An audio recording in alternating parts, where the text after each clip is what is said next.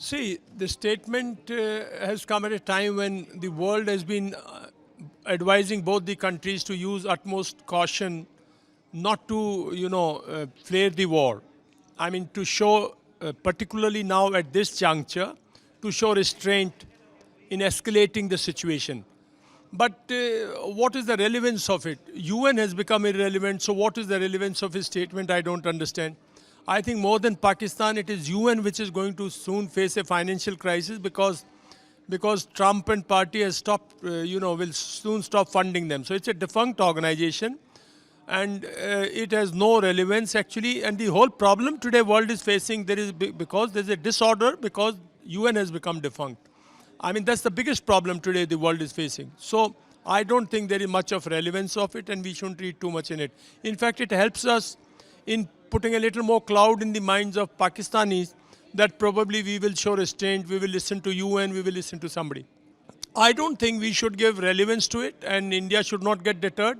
India should do what is or what is best for for India's interest. We should not get carried away by any statement, but we should keep our national interest. Our nation's top priority should be what is our national interest today. See, Pakistan is on the back foot because Pakistan knows, Pakistani polity knows that its military is involved in this entire act of terrorism in Pahalgam.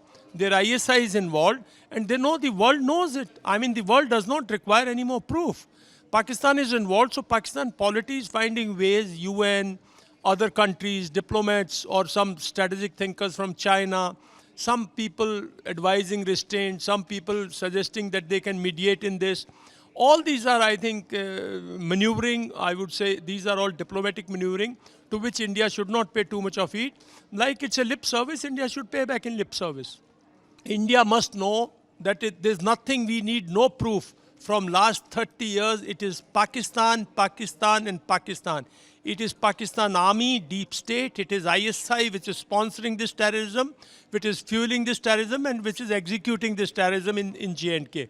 So we don't need any proof, and we don't have to give any proof. So let's be very clear that Pakistan is the culprit, and he has to be sorted out once for all.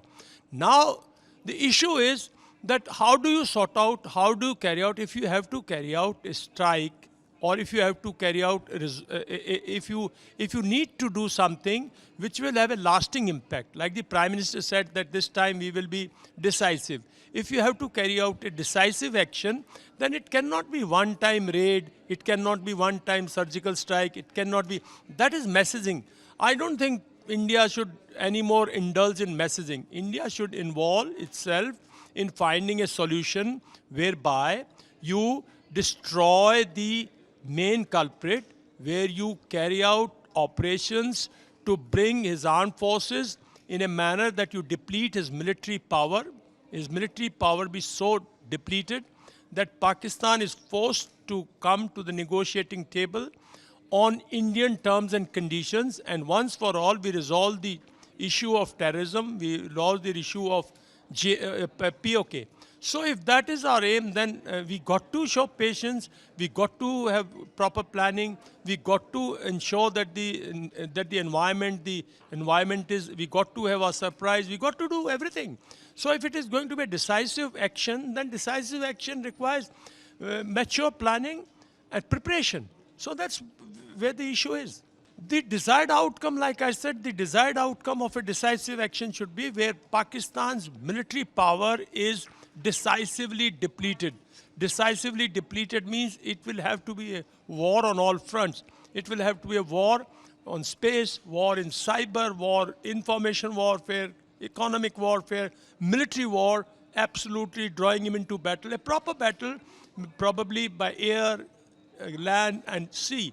So you got to destroy his military power. And Pakistan only understands that. It understood in 1971. You must remember that it is only in 1965 and 1971 that Pakistan people, they through their military dictators, they were physical dictators, President Yahya Khan, Ayub Khan, and they came to a negotiating table both the times. It is our little large-heartedness that we again gave them an escape. So this time we should not leave it. Yes, of course, it is giving. Let him prepare. Let him use his economic resources. If we all believe, like all strategic thinker, all buddhijeevi, or every intellectual person says, they are on the brink of economic disaster. They are on the brink of, the breaking into different states. They are facing a problem internally, politically. Military is having problems internal. So more you delay, more you cause suspense, more you bleed him. No, let him prepare. Let him spend his money, whatever worth he has got. Let him spend on buying weapons or go under debt. Let it be more under debt like some of the countries. So it is nowhere that you are not draining. Every day, if you drain his economy, if you cause more dissension in the country per se, if there are differences between polity and military, within the military, if there are, you say, more rebel from Balochistan or other territories of Pakistan, it's better for us. Bangladesh was totally a different situation. The Bangladeshi population had been completely, completely terrorized, completely, the Pak army, which was located in Bangladesh, that time East Pakistan, had completely, played with the sentiments, emotions, and I would say the dignity of the people. They had put all their political leadership in prison and all those things. That was a different environment. It is not so in Pakistan today. You see, let's not expect anything from their population like that. But yes, there are problems in Balochistan. There are problems in the northern provinces. There are problems in POK. So people will, certainly, there will be a backlash. So they will get more opportunity. We'll draw their armed forces, and they will have more opportunity to cause more damage to the Pak state as such. So it's good for India. Nothing, I mean, see, waiting with a purpose. We should not wait or show this patience to let him off the hook and later on find excuses of pressure from international community, from this, that. As a nation, we should be very clear that if this has to be a decisive war, we can wait. Let's show patience. Let's plan. Let's prepare.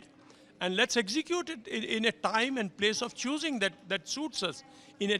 So there's nothing. Why should we be in a hurry?